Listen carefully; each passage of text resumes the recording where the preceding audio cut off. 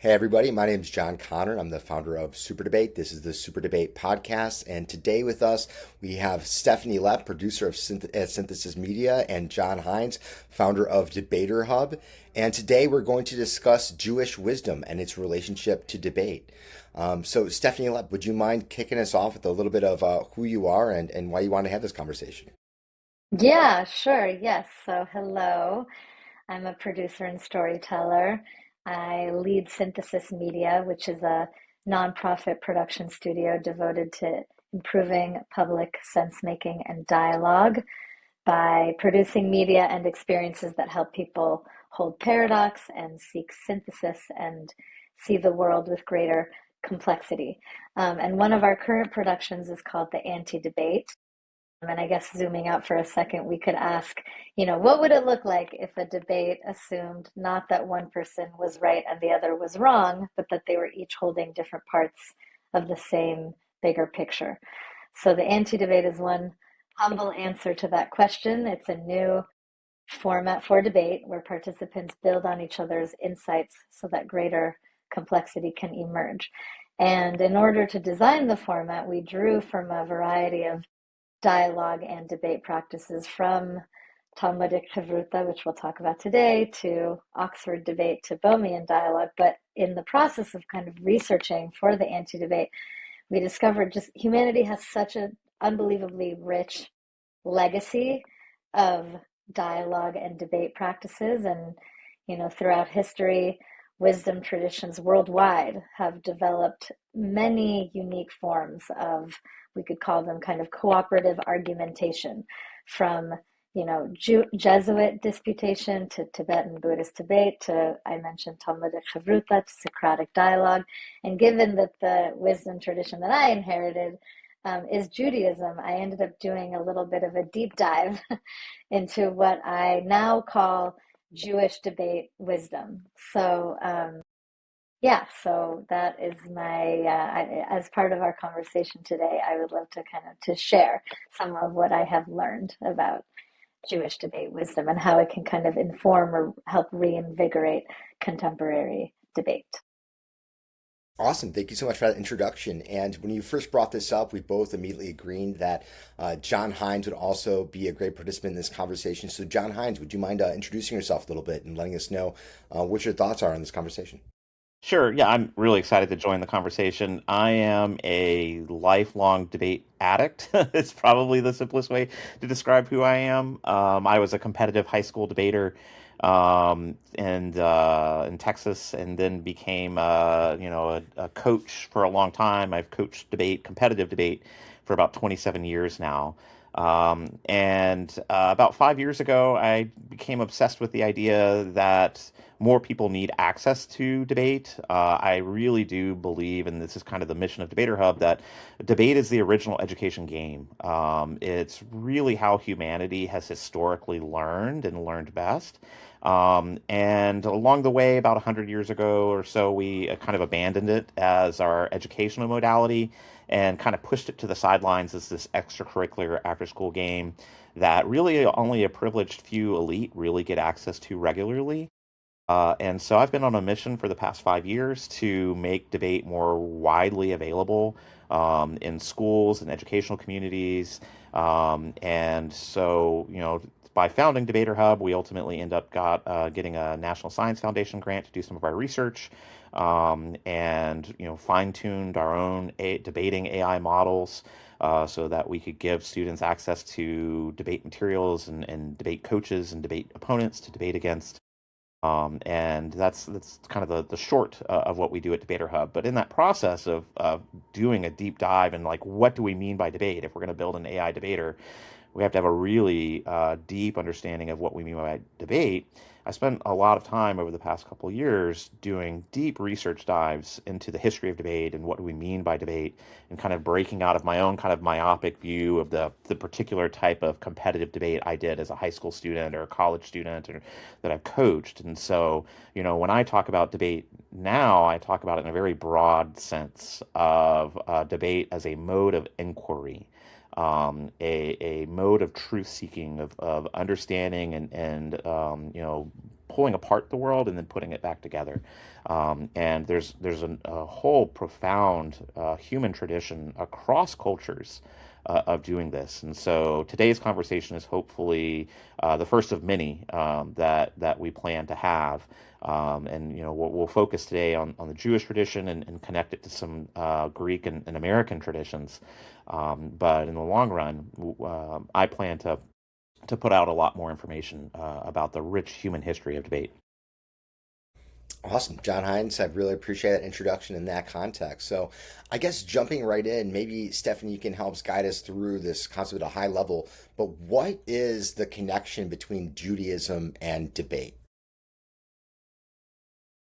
I love that question. I don't know if I have like one answer. I mean, I feel like it's something that has, other people might have a better answer to this, but what I would say is that it's something that has kind of emerged over time as maybe kind of like an emergent and then kind of like a deliberate strategy for keeping the Jewish faith alive and resilient, you know, in the face of diaspora and persecution. In many ways, and we'll get into some of them today.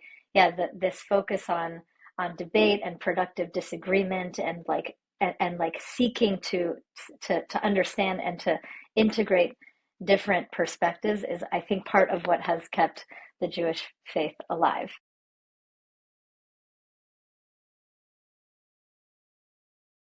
Oh, you're muted. Yeah. It's like Sorry such about a that. mic drop. He The had hotkey. nothing to say. Yeah, no, that was great. I appreciate that. I wonder if next we can maybe get into some examples and then kind of unpack them. So, historically, were examples of debate actively being deployed in Jewish tradition, and then maybe we can get into, John, you can help us with that. How does that relate to kind of some modern practices in debate as well? Yeah, so yeah, I guess you could say, it's like, where does this notion of productive disagreement show up in Judaism?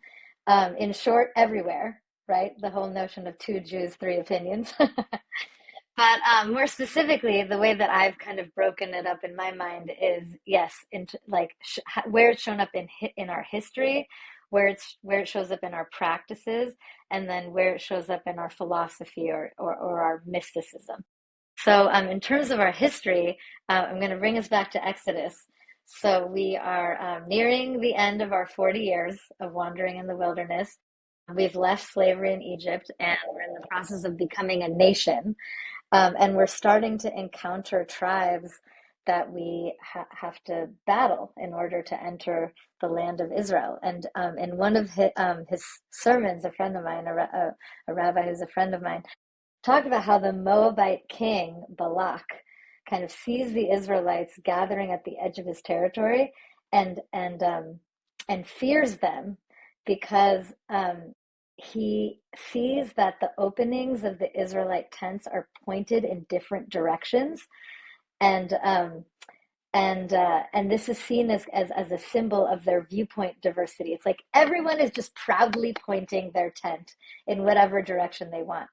And my friend, his name is Vika Krieger, the rabbi. My friend imagined Balak thinking, like, what will happen to my Moabites who follow me like sheep if they are surrounded by people like these, right? Like these ordinary stiff-necked Jews are really going to be a dangerous to a regime like mine. So so yeah, it's already all the way back in Exodus. We're kind of seeing that the diversity of perspectives, rather than uniformity, is kind of part of what makes them formidable. So I'm gonna just give a couple other. I'm gonna now fast forward. I'm gonna give a couple other examples from history. Fast forward centuries later, we see generative disagreement show up within the context of the rabbinic period's famous debate schools. So these were Beit Shammai and Beit Hillel is what they were called. Beit means house. So the house of Shammai, the house of Hillel. And Shammai and Hillel, they would debate vigorously. And then after their debate, they would break bread together, right? Because their like vigorous competitive debate was ultimately a collaboration. to wrestle with Jewish law. And so they ultimately, even though, despite the competitive, highly vigorous debate, they ultimately kind of saw themselves on the same team. And their disagreement was very fruitful and productive, and is part of what has developed the Talmud, the central text of rabbinic Judaism. And I guess the last thing I'll mention in terms of our history is the Talmud itself, which is the central text of rabbinic Judaism and is entirely based on rabbinic disagreements. If you've ever seen a page of Talmud, it is very hard to read because you have like the original text and then it's just surrounded on all sides by like this rabbi's interpretation and this other rabbi's reinterpretation and then this counterpoint and this other counterpoint. And that's part of what makes it such a resilient and living document, is the fact that it is a compendium of rabbinic disagreements over the course of 2 centuries. So yeah, so that's a little flavor from our history. Maybe I'll pause there before I speak to practices or philosophy. No, that's great. I think that's a really good foundation for understanding how that connects to the history in terms of narrative. I'm curious, on a personal level, where did you see these embedded in your life, like with your experience in Judaism? How were these practices brought to you? Yeah, it's funny. It's something that I feel like is something that is culturally known among Jews, that we're always taught to question, and even so. I guess the way that I mean, more kind of practically have experienced that within the so Passover in particular is a holiday in which we tell the story of Exodus, but we also questions are really invited and encouraged, and there's kind of like four different types. There's four different you identify four different children, which are actually really four different types of question, including the child who doesn't even know how to ask a question.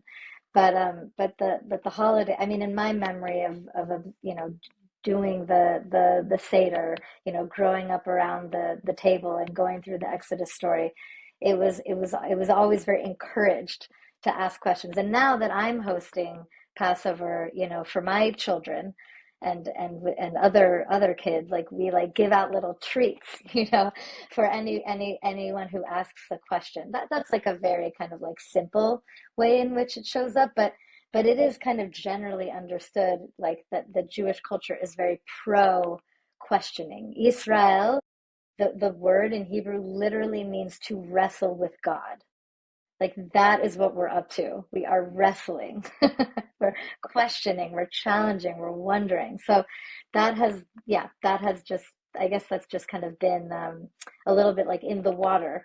Although, yeah, I do remember it showing up specifically around Passover. I have a ton of follow-up questions I'm really curious about, but I want to highlight that phrase, wrestling with God, because it's one that I think has kind of um, found its place back in the popular lexicon for a number of reasons. One of them being, Jordan Peterson, love him or hate him. He's a best-selling author. His most recent book is has that in its title. So I guess it would maybe be a good transition if you both wouldn't mind sharing what does that phrase mean to you? What comes up when you think about that concept? And if possible, if you can maybe relate it to your life. I think that would be a really interesting jumping off point for kind of like the deeper concepts that are embedded in debate. Um, John Hines, would you like to go Yeah, first just because you haven't spoken yet? yeah, Go I'll ahead. jump in. Yeah. There's a lot there to unpack, and that could be a whole episode in itself of wrestling with God. I look at it, as, when I encounter this tradition, because, full disclosure, I'm raised evangelical Christian, but going through the process of converting to Judaism. And when I first initiated that conversation, this term was given to me, wrestling with God. That this is what it means to be Jewish. And my read on this is wrestling with the idea of God, all right, which I see as fundamental to the human condition. I used to teach a philosophy class where I'd cover a section on the idea of God, and how central to being human it means to like question this idea of God, and what does it mean to relate to something more than myself. into my community. And I think this is something all religions share. I think that religions come down on different ways to approach that question. And you could even kind of discuss them as who allows for more wrestling with God. And I'll even say, part of the reason that I'm attracted to Judaism as a practice is the freedom to wrestle with God. And as I'll talk about later, preview what I'm going to talk about later, I think this is central to the American condition of, the freedom of speech and freedom of religion is intimately tied to this question of I, as an individual, get to decide my relationship to God. I, as an individual, get to have the freedom to debate that and discuss that. I think that's the foundational principle of the United States of America.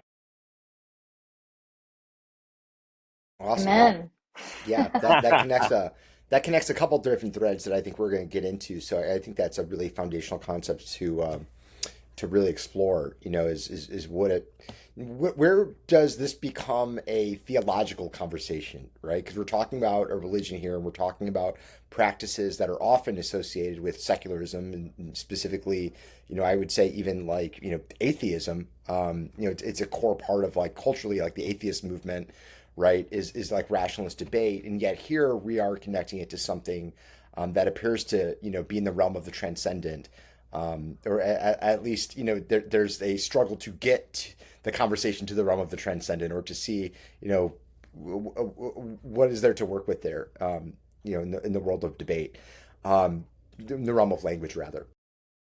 So I guess from there, I'm curious what both of your experience might have been at like a Passover or a Seder in one of these environments where you're experiencing debate. Could you provide us with an example of like things that might come up that you might see debated? Are you asking me? Yeah, yeah. I mean, Uh, I think it would be great if you don't mind both sharing maybe an example.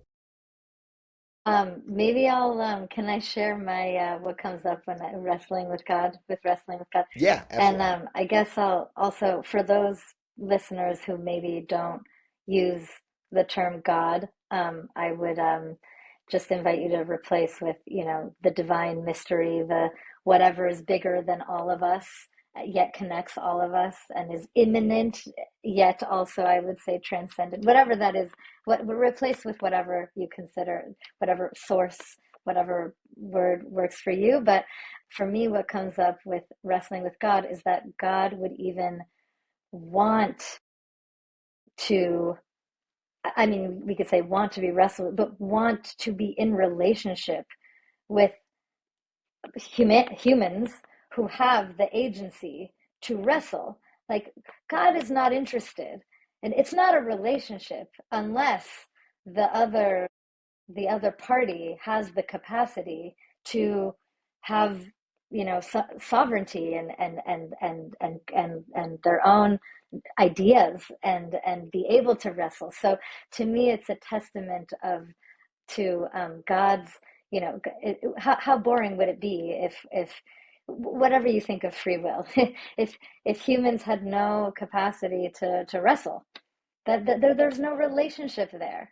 So to me, it kind of elicits the of course God would want us to have our own ideas and to be debating and questioning and wondering and wrestling, because that's what that makes for an actual relationship rather than just domination or something other than that.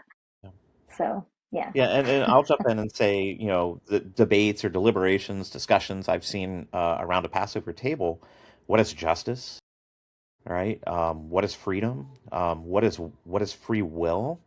Right? When the my understanding, the whole purpose of the Passover story is to talk about the Exodus story, to talk about the Passover story, to talk about the fundamental covenant between Jews and God as they understand God, right?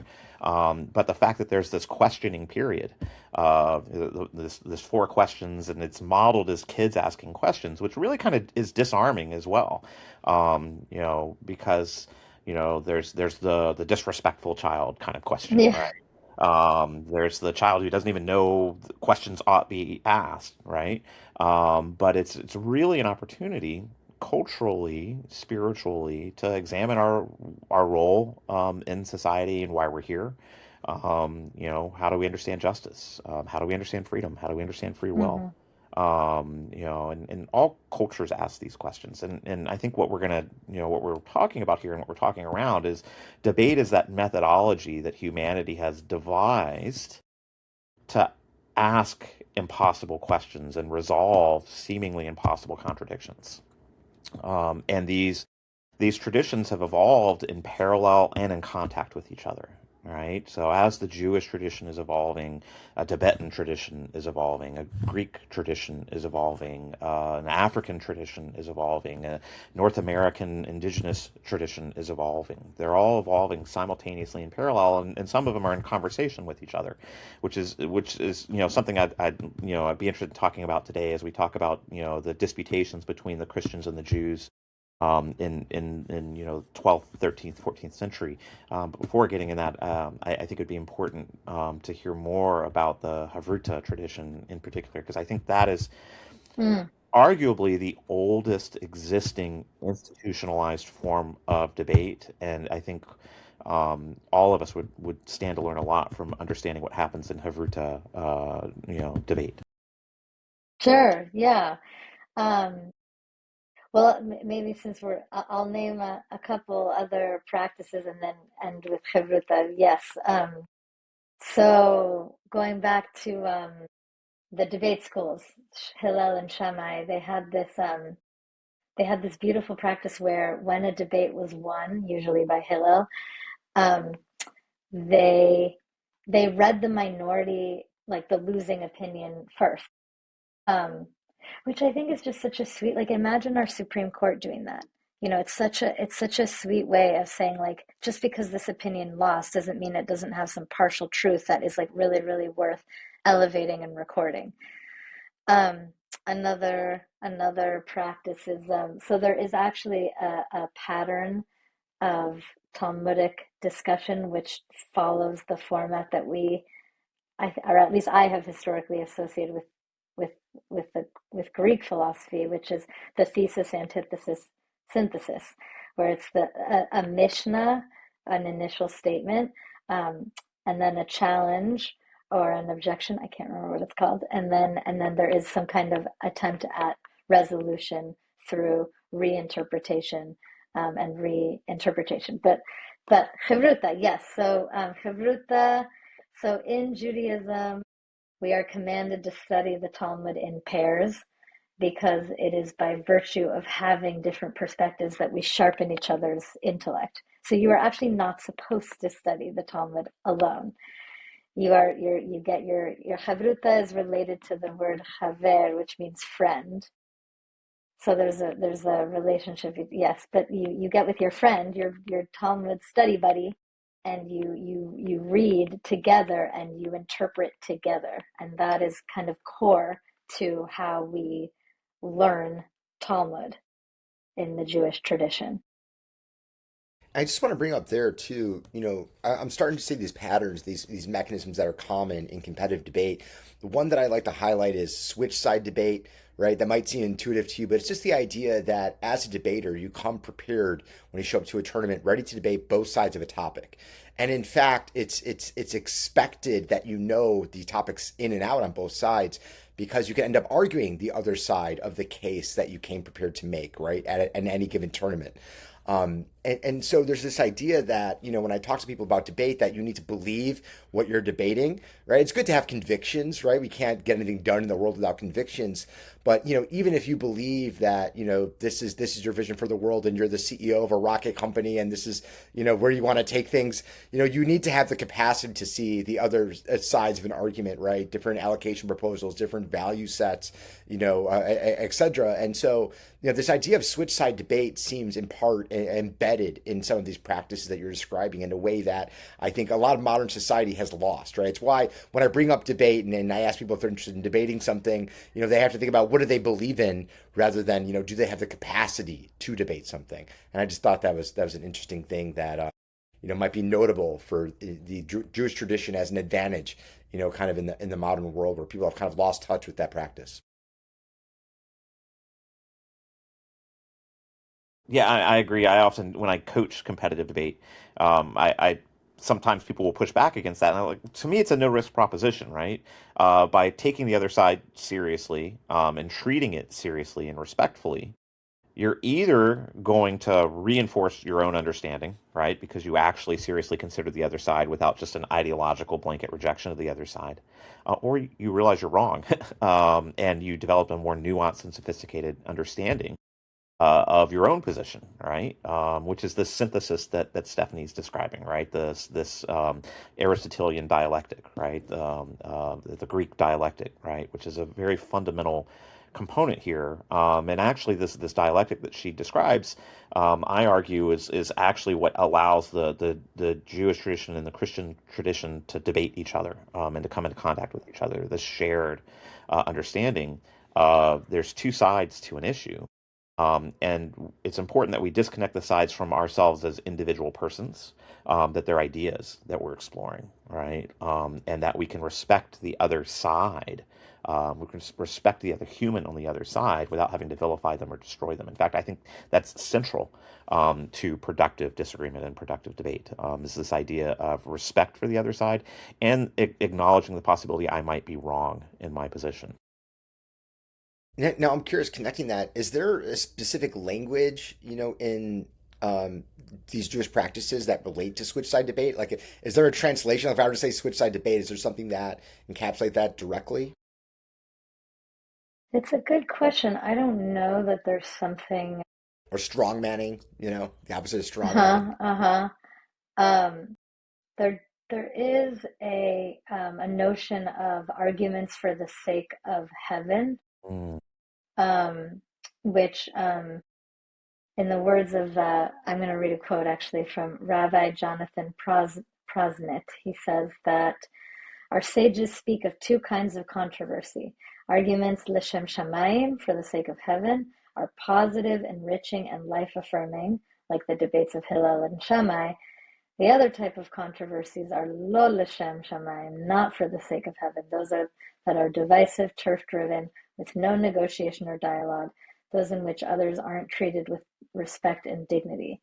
So I get that it isn't necessary, like specifically steel manning or switch sides, but we do have kind of language and thinking around what constitutes a productive rather than like a unproductive disagreement.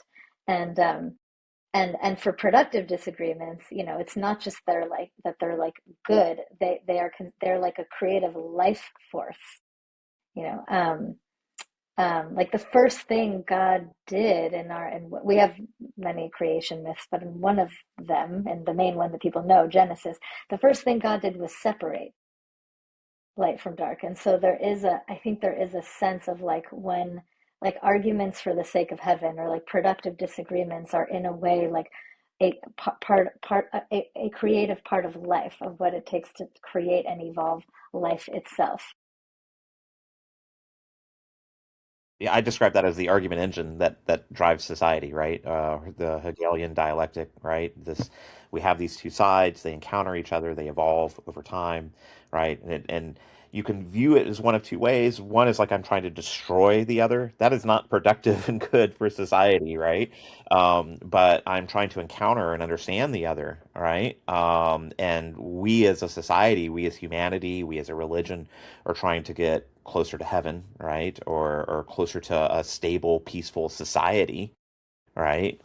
It begins with that division of sides, right? And there's a Greek tradition here. Protagoras is credited with this. It's called the dissoi logi, or logoi, right? And the idea that there are two equal sides to any proposition, and either one could be true depending on how you approach it.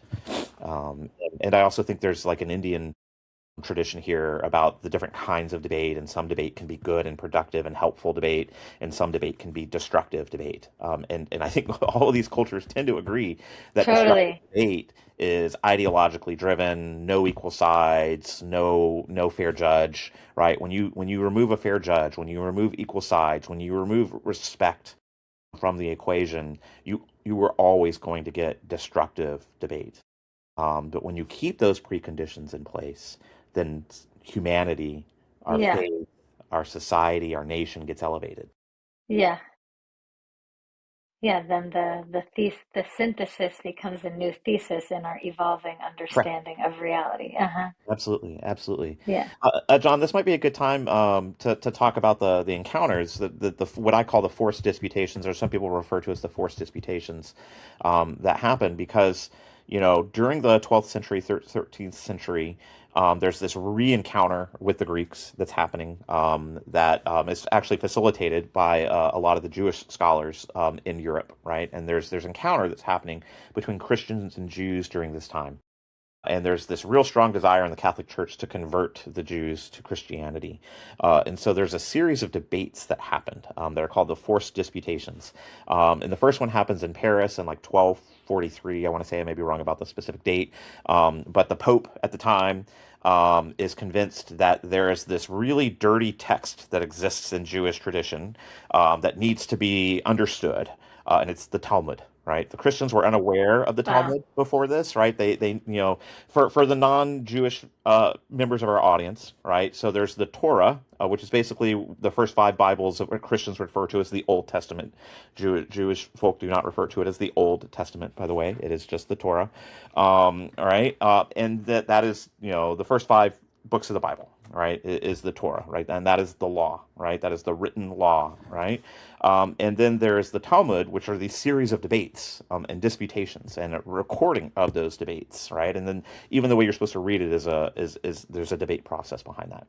So this person who converted to Christianity, who had been Jewish, been raised Jewish, and then converted to Christianity, and is trying, and some people think that he's just mad at the rabbinic school he was in because he got kicked out of the rabbinic school he was in or whatever. But he goes to the Pope and he's like, "There's this really horrible text out there, called the Talmud, and they're saying horrible things about Jesus Christ, and they're saying you can kill Christians, and there are all these horrible things in this text, and you need to force them to defend it." And so this is often referred to as the trial of the Talmud, right? And the prosecuting attorney is the Pope, and King Wait, Louis. sorry. Was it true that they were saying this? That was written in the Talmud? No. No, well, that's the Okay, okay. debate that happens, right? That Oh, is the okay, okay, okay. charge. This is the Okay. charge that is made, right? Okay. Yeah, it's like, ooh, that sounds naughty, right? Uh-huh. This is the charge that's made, right? So the Uh-huh. Talmud is going to be put on trial, Uh-huh. and the Pope is the prosecuting attorney, so to speak, and his acolytes, and then King Louis is the judge. And the way this happens is the Pope sends out what's called a papal bull, which is kind of like the Pope's executive order that like announces this is really important. I want people to take this seriously. And he asks Christendom, the kings of Christendom, to take this seriously. And Louis is the only person who takes it seriously. But so Louis becomes the judge. But there's some and then the Tosafists of the region, the Jewish scholars of the region in northern France, are called to account and called to defend the Talmud. All right, but there's some conditions that are set on this debate. Even though it looks like it's going to be an open debate, it's a disputation. It's supposed to be an open debate. There's some preconditions that are set from the outcome. The first precondition is they're not the Jewish defendants are not allowed to deny the holiness of Christ, and they're not allowed to deny any fundamental Christian tenets. And the judge is basically the Pope and the King, who are also involved in the debate, right? So we don't necessarily have equal standing, we don't have necessarily have equal sides, we don't necessarily have a fair judge, and we don't have free speech, all right? The debates take place, and one of the charges is like they say horrible things about Jesus Christ. There's this passage about this person whose name looks like Jesus being sent to hell and being boiled in excrement or something like that. And the Tosafists are like, is every person named Louis the King of France?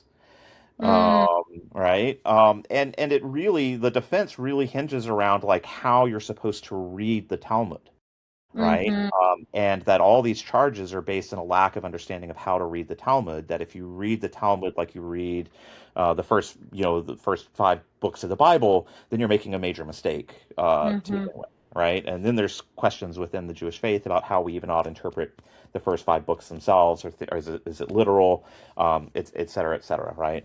Is there one acceptable interpretation, or can we have multiple interpretations? But because the conditions of the debate are rigged from the beginning, no free speech, no equal sides, no fair judge, no possibility that Christianity might be wrong, the outcome is 24 cartloads of handwritten Talmud are burned, Oh, right? wow. This is pre-printing press, Wow. right? 24 cartloads of Wow. Yeah, so they're all handwritten, handwritten. right? Wow. Eliminated, wiped out, right? Wow. And so that's one example. And there's a couple other series of these. For the sake of time, I'm not necessarily going to get into it in length, but this repeats. There's a disputation of Tortosa that happens in Spain. Once again, the Pope demands that Judaism or Jews are put on trial in a certain way, and this repeats on into the Inquisition. But importantly, what I'd like to identify before we start talking about like the American tradition, right, is during this process, it's kind of being revealed the limitations of these forms of debate, right? Like importantly, at the end of Tortosa, that this is King James of Aragon is kind of the judge in this one, and he agrees free speech is possible. He grants the Jewish defendants the possibility to deny Christ's divinity. In fact, the entire debate is over whether or not Jesus Christ is the Messiah.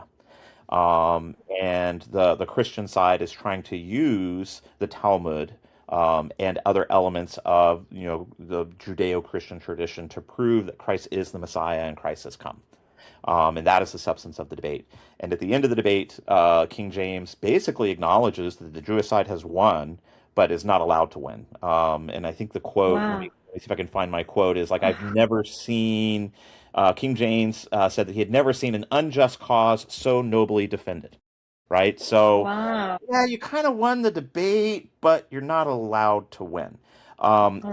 And the reason this kind of went awry for the Jewish rabbis at the time is the debate happened in the court of King James.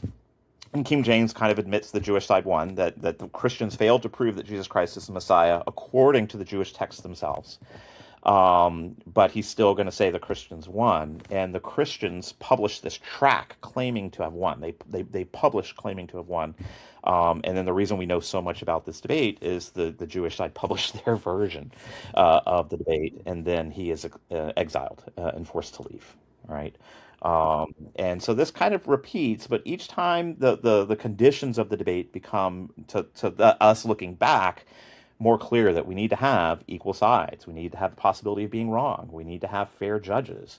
And the last disputation I want to talk about real quickly before we can talk about like the foundations of America is Martin Luther and the Protestant Reformation. Because Martin Luther is actually conducting disputations, right? His 95 Theses is actually titled like Disputation over Indulgences or something like that. And it becomes public debates as well. And one of the central turning features that happens here is Luther denies the authority of the Pope or the Pope's councils to be determinative of what the truth is at the end. And this is kind of what the Protestant Reformation demanded at the time, and becomes foundational for American constitutionalism, is a person of conscience reading the text themselves. Any person of conscience reading the text themselves is capable of making an adjudication, and that they need to try to be neutral in deciding which side won, and that becomes important in those disputations. So, John, I appreciate that historical context. There's kind of two things I want to touch on to help bridge us, as you suggested, to the American tradition. One is given the larger historical traditions that we had just talked about in Judaism that embody debate, what did these events represent? Like historically, like why are these the events that you go to in the more recent history of Judaism? And what does it mean for the Jewish people that these events occurred, and how does that position debate to them? So there's Yeah, well, that, and then maybe we can connect to like I want to get into making a distinction between like the inheritance from the Greek tradition versus the Jewish tradition in debate in American culture. So Well, I think it's important to understand that what's happening in these disputations that I'm describing is that there's a re-encounter of the Greek tradition happening, and it's being filtered through both traditions. So I would call this a Judeo-Christian tradition. I would not call this just a Jewish tradition. I would call this a Judeo-Christian tradition. And this idea of disputation and public debate, and why it's so important. Well, first of all, Judaism's being put on trial. The Talmud literally put on trial, right? The possibility of being Jewish literally put on trial. But also what's really happening here is, are we allowed to dispute the authority of the church? Are we allowed to dispute the dogma that's being given to us? Or can we as individuals of conscience have our own say, right? So a couple of things emerge out of here. First, there's like very rich discussion here about the anti-Semitism in Europe and how we understand anti-Semitism in Europe, and a lot of it coming out of these disputations and some of the accusations that are being made. And a lot of it's just based in like misunderstanding of what's happening within the Jewish faith. And a lot of it has to do with like the Catholic Church being very uncomfortable with the fact that like individuals get to decide for themselves how to interpret relationship to God, and struggle with God, right? Which then births the Protestant Reformation, which then births American Constitution, and because of the emergence of these. So it's not fair to say like one necessarily influenced the other, right? Or one gave one thing to other. I'm really trying to point out that they emerge together, and they're emerging in contact with each other. And then what we can do now is kind of look back and say, okay, well, based on our own understanding of what we think constitutional democracy might look like, what fair debate might look like, we can look at what happens when the form of debate appears to be happening, but in reality, all the things that make a debate fair and good have been stripped out of it, right? And instead, we're just getting persecutions, right? And show trials, as opposed to actual productive disagreement, which, the foundational principle of American democracy, of American constitutional democracy, is we don't need a king to tell us what to do, or a queen to tell us what to do, or to tell us what to think. That we can disagree with each other, we can debate about it, we can deliberate about it, and then make decisions. Hope that answers your question. If I missed it, feel free to redirect. Yeah, no, that makes a lot of sense. And I guess one thing I want to double click on is maybe are there specific events or influences that we can point to? Like, for example, like growing up in the American education public school system, I had an understanding of debate culture coming from like Greek and Roman philosophy, right? What I didn't have in my history books in public school was a discussion of specific Jewish thinkers or historical events we can point to. I mean, you just pointed out one, right? Tragic, I guess, a series of tragic Well, and events. the results of some of these debates is like the Jewish tradition is literally being forced to be erased, Hmm. right? Like that is the ruling on some of the, like literally burned the books, right? So, I guess what I'm saying, yeah, we've eliminated a lot of that. We also don't talk about the fact that debate was the primary mode of instruction in the colonial American academy, right? Harvard students, in the 16 and 1700s, that's how they learned. They debated twice a week. Their examinations were debates. They literally did disputations. But at a certain point, in the American educational system, we made a very good choice that everybody had the right to be educated, and that we wanted to give education to everybody. But debate is a very labor-intensive process. It's a time-intensive process. And so we adopted an entirely new educational modality that's based in 30 students looking forward, listening, taking notes, and then regurgitating information, which is in and of itself. I think you and I have already done a discussion on this, about the limitations of that as a school system. But that's why it's been stripped out, and I think that's also kind of why we don't really have this robust understanding of the history of debate. There's the Judeo-Christian one, which I think directly informs the American Constitution, but this is happening in cultures everywhere. This is how how humans learned, and it's how we made decisions, and it's how we encountered God. So, following up with that, there are tropes, whether or not they're true. I think a lot of them are statistically true about people coming from a Jewish heritage outperforming the standard when it comes to Nobel Prizes and other high IQ activities. Is this something that you perceive as central to those achievements, is in terms of like, the culture of Judaism? Focusing on these debate skills, having it embedded in their culture, and the seeking of truth. Is this something that you is there a connection to that you see? Defer to Stephanie on this one. I'm curious to hear her answer. I mean, I feel like this is like a little bit of a radioactive question. Right. However, different cultures are different and different cultures value different things, and therefore different cultures have like, you know, distinct, capacities, we could say. And it is notable. What can I say? I mean, it is notable. And would I attribute the success of I mean, there's many factors. I guess just one other one that's worth mentioning is in many places that Jews lived, I think we were prohibited from owning land. It's like we were kind of confined to only a certain professions that like accounting and banking and lawyering, and so I think it's a combination of I guess nature and nurture, maybe we could say, but certainly I think the culture of questioning and productive disagreement lends itself to, these kinds of cognitive capacities that kind of show up in what you're saying, Connor, of Jewish people being kind of overrepresented in certain ways.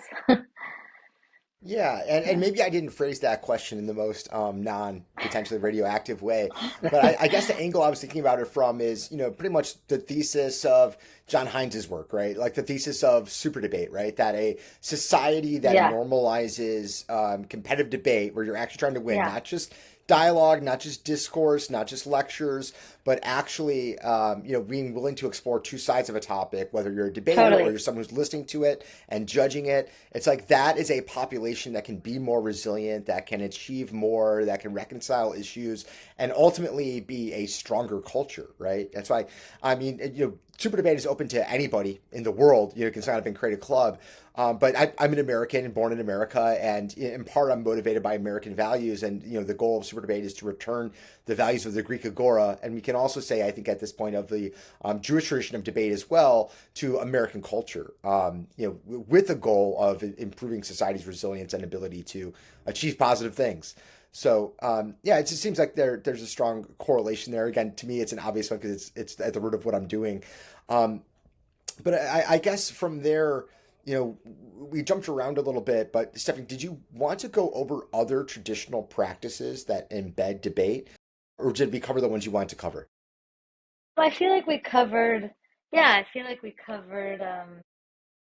a lot of what I would have wanted to share. I mean, if as we close, there are some nice, there is a, yeah, in Kabbalah, there's an example from Kabbalah that might be nice to share, um, that I can just share now. If, I'd love to hear it. Yeah. yeah, so this is from the Kabbalistic creation myth, which is a story. So the story is there's a beautiful poem, but it's kind of long, so I'm not going to read the whole thing. I'm just going to read the end. But the story up until here is that in order for God to create existence, the universe, there was nothing that was not God. So, in order for God to create, God had to kind of withdraw God's self and create space for something other than God to exist. And in that process, there was like a pouring of light into vessels, and the vessel shattered. And I'm just going to, so that's what the vessels are referring to. Um, okay, so I'm going to start at the end of the poem. So, the poem is called There Is No Place That Is Not God. So, with the shattering of the bowls, the divine sparks flew everywhere, some rushing back to Ein Sof, which is what this kind of creation myth is called, Ein Sof, some falling trapped in the broken shards to become our world and us. Although this is hard to believe, this is where it gets good. The perfect world is all around us, but broken into jagged pieces, like a puzzle thrown to the floor. The picture lost, each piece without meaning, until someone puts them back together again. We are that someone. There is no one else. We are the ones who can find the broken pieces, remember how they fit together, and rejoin them. And we call this repair of the world Tikkun Olam, Hmm. which means to heal the world. This is a poem by Naomi Newman. But yeah, so even in the Kabbalistic creation myth, the idea is that like the piece is shattered, and it is by virtue of things like arguments in the sake of heaven and productive debate that we are putting the pieces back together, that we are repairing the world. Got it. I think that's such a great kind of, and there's more stuff for us to touch on, but a great kind of end cap from, these debate traditions, and these kind of like secular focus on ideas and rhetoric to this kind of other end over here that is like, what is our purpose and how do these practices relate up to our purpose as individuals? Obviously speaking from the Jewish tradition specifically, but I think a lot of people from different traditions can relate to that concept. And so I'm curious to go from here. We have a bunch of different pieces of the conversation that we've covered that I think paint a really robust picture and expose a lot of depth in different aspects of debate and the history and these personal stories. I guess for someone trying to understand holistically the connection between debate and Judaism, are there recommended readings or recommended resources that you would maybe suggest someone follow this conversation with? They want to have a really holistic, grounded understanding. Yes. Um, there are a few, there's one organization in particular, and I'm pretty sure it's called For the Sake of Argument. Yes. And they harnessing the power of passionate disagreement. And I think it was co-founded by two rabbis, and I think they, yeah, for the sake of argument.org. I mean, there's so much here in terms of if people are curious to learn more about Jewish debate wisdom, but I think for the sake of argument.org is a great place to start. They are very explicitly drawing from Judaism and Jewish practice and philosophy and liturgy in order to um, create the conditions conducive to healthier argumentation. Cool. I appreciate that recommendation. Yeah. And then I guess from here, it would be great to hear both of your summaries of maybe what the most important things are that you think people can take away from this conversation, the ideas involved. I want to put specific emphasis on where the culture is right now and where kind of conversations have gotten. A lot of conversations around Judaism and what it means, being an Israeli versus an American Jew, and what you support. There's a lot of active debate, right? And a lot of it, to be blunt, is really ugly debate. I think the three of us might not even call it actual debate, right? A lot of what's happening. And so I guess with that in mind, what are the most important things you think people could walk away with or really should keep in mind from this conversation? John Hines, you want to start? I guess I'll Yeah. start. Yeah, I think, kind of what I've been trying to draw on this conversation is a distinction that Stephanie started with, which is productive debate versus destructive debate. And I know a lot of debate scholars and debate practitioners look at what, in popular culture people describe as debate and say that's not debate, that's rage baiting. And I'm not going to name names, but there's some very prominent figures that I think don't engage in the productive debate, but they pretend they have, right? They put that veneer on that, well, this is a debate, I'm debating. And I think we should be cautious of granting that term to everybody who does something that looks like debate, to everybody who does something that looks like productive argument. That we should hold it to a higher standard. We should expect equal standing and fair judge and, respectful use of evidence, and the possibility we might be wrong, right? And setting aside some of those ideological blinders. Because I think this is important, not just as kind of like, oh, this is an interesting thing from the Jewish tradition, but as I've been describing here, this informs the writing of the Constitution. This informs the Declaration of Independence. The Declaration of Independence is an argumentative artifact, right? It's making an argument to the world, right? And the Constitution requires a citizenry capable of deliberation and debate and fair deliberation and debate. In fact, the Constitution is an attempt to create those conditions and establish those conditions, right, that we've been identifying here, that we can look to the Jewish Havruta tradition and other traditions is inspiring. When we want good debate, this is what it looks like, right? And I think that there's a desire for debate in society now, and I think there's a reawakening of desire for encounter with God too that's happening right now. Like there is a reemergence of interest in religion, that's happening, and I think that learning how to debate properly can help guide us in both directions. Curious what Cool. Stephanie Awesome. would say though. Yeah, Stephanie. But yeah, I guess I would echo a lot of that. I mean, we live in a cacophony, right? Our contemporary public discourse is characterized by, a lot of binary thinking and tribalism and, um, you know, just polarization and things that call themselves debate but would not qualify as proper debate.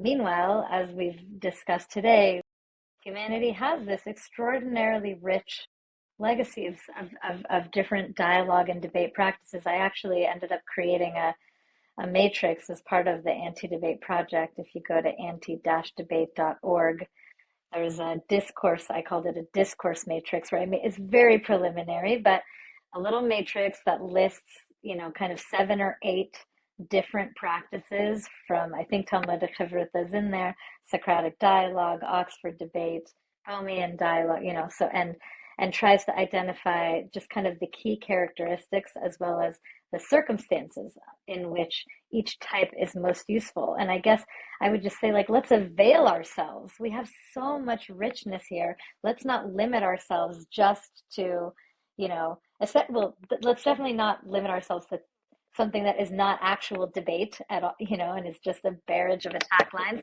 But I would also say, let's not just limit ourselves even just to, let's say, like a classic, maybe Oxford style debate. We have such a rich legacy to draw from, and it was such a joy for me to kind of, explore my own wisdom tradition that I inherited. And I would just encourage people listening, you probably have a tradition that you have inherited, and I would just encourage you to explore it.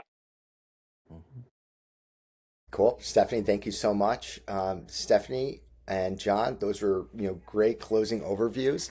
And I just want to give a little recap myself to wrap this up. So some of the things we talked about include how Judaism treats argument as a serious practice, a way to study, sharpen ideas, preserve minority views, and pursue truth across generations. And when you follow that thread into an American democracy, you see the same deeper premise, right? A free society really depends on people who know how to argue well. And I think that if people take some of these lessons to heart in their next argument, in their next, session wrestling with God, we might say in the extreme, or just, the next time, they're just in a minor disagreement and can benefit from empathizing with another person's perspective. I think there's a lot of value in applying the skills that were discussed here to your practical day-to-day life. So with that, I just want to check, are there any other closing comments that you'd like to fit in, either Stephanie or John Hines? No, no, no. No, I The, would say if there's a specific ancient debate wisdom that anyone in the audience is interested in, let John Connor know, and we can yeah, he can yeah. do a little Happy to talk deep about it. dive into that. There's African traditions, there's Indian traditions, there's other Asian traditions, there's North American traditions. Like this really is not just a distinctly European or Jewish or Christian tradition, Or rational, or or entirely rational. are entirely rational. That Hmm. there is a beautiful plethora of ways to approach disagreement productively. That's been well established in human history. We've just kind of forgotten it and are entranced with talking heads yelling at each other, right?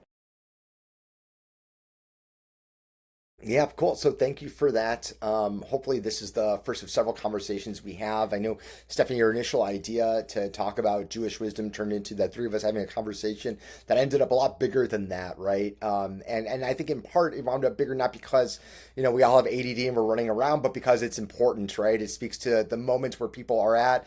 and I think really fundamental truths that people should be tapping into if they want to understand the cosmopolitan and complicated world that we live in and what motivates people, and ultimately what orients one towards the good and towards truth, which is something that we all wrestle with, no matter what heritage you come from, or whatever you label your belief system. So I'm really glad that we can scratch the surface on that question and really dig into it with the context of Jewish historicism and how those beliefs play into modern practices. So Stephanie Lepp, thank you so much for joining this conversation. John Hines, you added a ton of history. Really grateful for that, and we will chat more soon. Looking forward to it. Thank you. Thanks, y'all.